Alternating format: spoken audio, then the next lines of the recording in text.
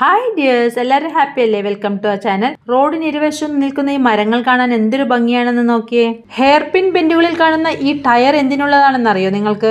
എനിക്കതിപ്പോഴാണ് മനസ്സിലായത്. അഥവാ വണ്ടി അതിൽ പോയി തട്ടിയാലും ടയർ ഒന്ന് തിരിയുമ്പം വണ്ടി ഓപ്പോസിറ്റ് സൈഡിലേക്ക് മാറും, അല്ലെങ്കിൽ വണ്ടി നേരെ കൊക്കയിലേക്കായിരിക്കും ചെന്ന് വീഴുന്നത്. ഈ പാറയെല്ലാം പൊട്ടിച്ചാണ് ഇടയിലൂടെ റോഡ് ഉണ്ടാക്കിയിരിക്കുന്നത്. നമ്മളിപ്പോ എവിടേക്കാ പോകുന്നതെന്ന് മനസ്സിലായോ?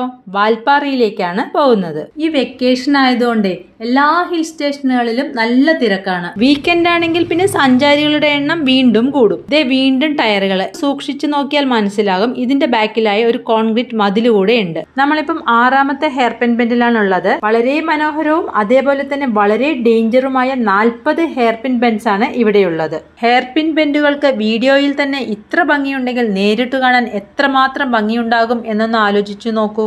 വാൽപ്പാറ എത്തി അവിടെയുള്ള കാഴ്ചകൾ കാണലല്ല, മറിച്ച് പോകുന്ന വഴിയിലുള്ള കാഴ്ചകളാണ് അതിഗംഭീരം. ഞങ്ങൾ പോയി വന്ന ശേഷമാണ് ആ ഇൻസിഡന്റ് ഉണ്ടായത്, അല്ല ആ ആക്സിഡന്റ് ഉണ്ടായത്. ഓർക്കുന്നോ? 13ാം വളവ്. ഇവിടെ പൊലിഞ്ഞ ജീവനുകൾക്ക് ആദരാഞ്ജലികൾ അർപ്പിക്കാം. ഇനി ഇതുപോലുള്ള അപകടങ്ങൾ ഉണ്ടാവാതിരിക്കട്ടെ. യാത്രകളെ മനോഹരമാക്കുന്നത് കൂടെയുള്ളവരാണെന്ന് കേട്ടിട്ടില്ലേ?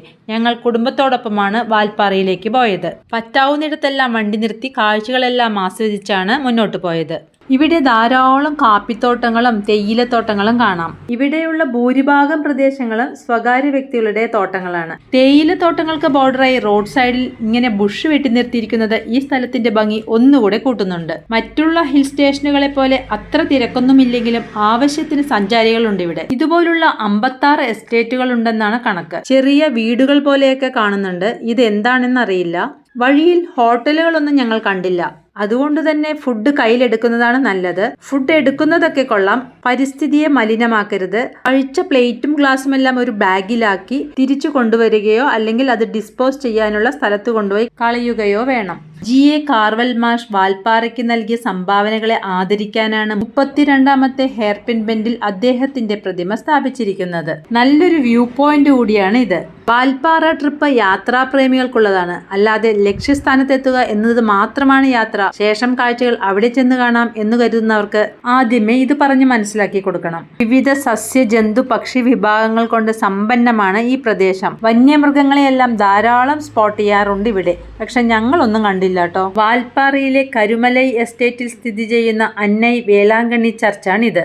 തേയിലത്തോട്ടങ്ങൾക്കും മനോഹരമായ വെള്ളച്ചാട്ടങ്ങൾക്കും ഇടയിലാണ് ഇത് സ്ഥിതി ചെയ്യുന്നത്. ഈ യാത്രയിൽ കണ്ടിരിക്കേണ്ട ഒരു സ്ഥലം വാൽപ്പാറയിലെ കറമല തേയിലത്തോട്ടത്തിൽ സ്ഥിതി ചെയ്യുന്ന അതിമനോഹരവും ശാന്തവുമായ ശ്രീ ബാലാജി ക്ഷേത്രത്തിലേക്കാണ് നമ്മൾ ഇനി പോകുന്നത്. വണ്ടികളൊന്നും ക്ഷേത്രത്തിനടുത്തേക്ക് പോവില്ല.